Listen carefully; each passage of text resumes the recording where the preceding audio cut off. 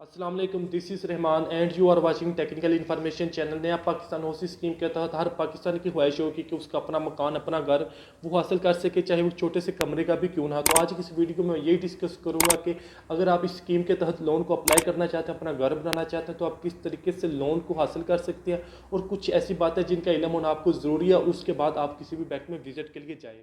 तो इसके लिए आपको माइंडली अपने आप को प्रिपेयर करना है कि आप किसी भी बैंक के साथ 20 साल के मुआहदे के लिए जा रहे हैं। 20 साल से ज़्यादा आप किसी भी बैंक के साथ मुआहदा नहीं कर सकते और 20 साल तक आपको उसको इंस्टॉलमेंट पे करनी, हर माह आपको एक किस्त देनी होगी। तो इसके बाद आपको बेसिक जो काम है वो आपको अपनी इनकम का अंदाज़ा लगाना है कि आप मंथली कितनी आपको आमदनी आ रही है, मंथली कितना कमा रहे हैं। अगर आप जॉब होल्डर हैं तो आपकी तो फिक्स सैलरी आपकी कैश की सूरत में ले रही है, अकाउंट में आ रही है, तो आपको तो आप अंदाज़ा कि आपकी फ़िक्स सैलरी आपको तो अंदाज़ा कि आपकी मंथली आमदनी कितनी है।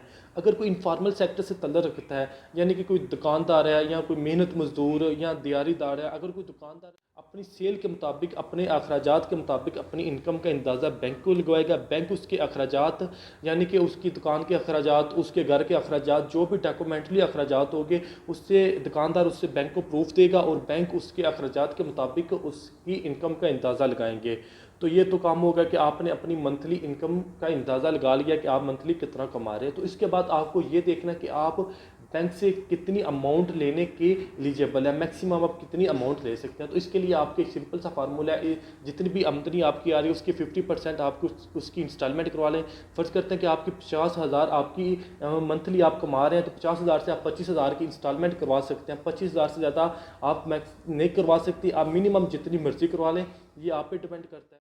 तो अगर आप 25,000 बैंक को रिटर्न कर रहे हैं हर माह, तो इस एक साल में आप 3 लाख बैंक को रिटर्न कर देते हैं। अगर आप लोन 10 साल के लिए अप्लाई करते हैं तो आप 30 लाख बैंक को रिटर्न करते हैं 10 साल में। अगर आप 20 साल के लिए लोन अप्लाई करते हैं तो आप 20 साल में 60 लाख रिटर्न करते हैं।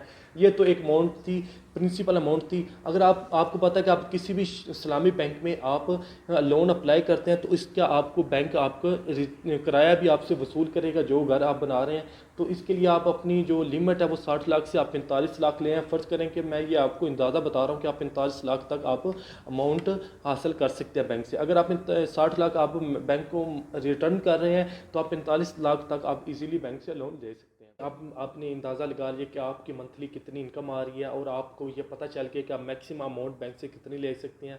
आपने जितनी अमाउंट आप बैंक से ले सकते हैं, यानी कि 45 लाख आप बैंक से लोन ले सकते हैं, तो उसकी 45 लाख की रेंज में जो भी मकान आता होगा आपने उसे अपनी नज़र में रखना है। 25 मार्च 2021 में स्टेट बैंक ऑफ पाकिस्तान की तरफ से ये पाबंदी हटा दी गई है कि आप 1 साल पुराना घर ख़रीद सकते हैं। अब ये पाबंदी ख़त्म हो चुकी है, अब आप कोई भी घर ख़रीद सकते हैं। तो आपने 45 लाख की रेंज में जो भी घर आता होगा, जो आपने सेलेक्ट किया, उसके मालिक मकान से आपने बात करनी होगी, उसे इत्मीनान में लेना होगा।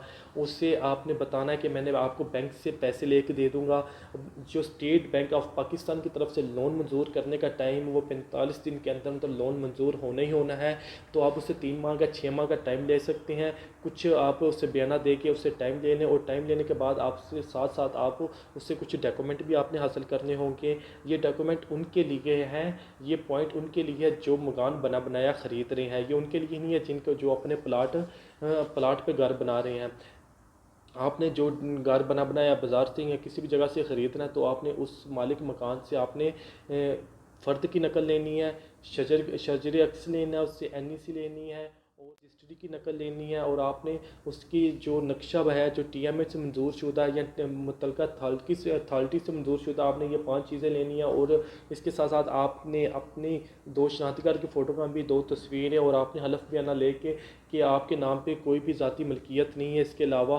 और आपने ये 4-5 चीज़ें 7-8 चीज़ें लेके आपने किसी भी बैंक में चले जाना जो आपको सूटेबल करता है। आगे जो बैंक की पेपर वर्क होगा वो शुरू हो गया कि आप बैंक के कुछ स्टेप हैं। पहले स्टेप ये है कि बैंक आपको लोन एप्लीकेशन देगा, वो आपको फिल करके ये आपकी 4-5 चीज़ें जो मैंने आपको बताई हैं, फ़र्द और आपकी फ़ोटोकॉपी वगैरह आपके वो फॉर्म के साथ जो फिल किए होंगे, लोन एप्लीकेशन फॉर्म आपको फिल किए होंगे, वो स्टेप करके आगे आपकी लोन एप्लीकेशन फॉरवर्ड कर दी जाएगी। और दूसरा स्टेप जो होगा कि आपकी जो प्रॉपर्टी, अगर आप बना घर ख़रीद रहे हैं या आप प्लाट ख़रीद रहे हैं, उसकी प्रॉपर्टी वैल्यूएशन एस्टीमेट जो आपने बैंक को दिया कि आप 60 लाख का, बैंक किसी भी अपनी कंपनी के नुमाइंदे को भेजिएगा, जाओ जी देखो ये बाकी 60 लाख क्या है। कोई वो नुमाइंदा मार्केट रेट आके बताएगा बैंक को, जी वाकई ये 60 लाख है, आप इन्हें 60 लाख दे दें, और जो आपकी इंस्टॉलमेंट बनती है 25-30 हज़ार आपको ये बैंक को देनी होगी। तो बैंक की तरफ से जो दूसरा स्टेप होगा वो आपकी प्रॉपर्टी की लीगली एडवाइजरी रिपोर्ट ली जाएगी। वो एक जैम्पर की तरफ से ली जाती है, एक ऑफिस होता है वो बैंक के साथ लिंक्ड होता है, वो आपकी प्रॉपर्टी की लीगल रिपोर्ट बना के भेजता है कि इसकी कानूनी हैसियत क्या है। तो आपको इस एयरपोर्ट की फ़ीस देनी होगी। टोटल खर्चात आपकी 3 फ़ीसें आपको पे करनी होगी। एक आपकी प्रोसेसिंग फ़ीस होगी, एक प्रॉपर्टी वैल्यूएशन की फ़ीस होगी, एक लीगली एडवाइजरी रिपोर्ट की आपको फ़ीस पे करनी होगी। ये तीनों फ़ीसों पे करने के बाद आपकी जो पेपर वर्क होगा आपका कंप्लीट हो जाएगा, और आपको स्टेट बैंक ऑफ पाकिस्तान की 45 दिन के अंदर अंदर आपका लोन मंजूर कर दिया जाएगा। जब आपका लोन मंजूर हो जाएगा तो आपको 3 हिस्सों में मिलेगा। पहले 50% मिलेगा, फिर 25 हिस्सों में 3 हिस्सों में डिवाइड होकर आपको आपका लोन मुकम्मल मिल जाएगा। मुझे उम्मीद है कि मैंने आपके काफ़ी ज़्यादा सवाल, काफ़ी ज़्यादा डाउट दूर कर दिए होंगे। तो नेक्स्ट एक नई वीडियो के साथ हाजिर होऊंगा, तब तक इजाज़त है, अल्लाह हाफिज़।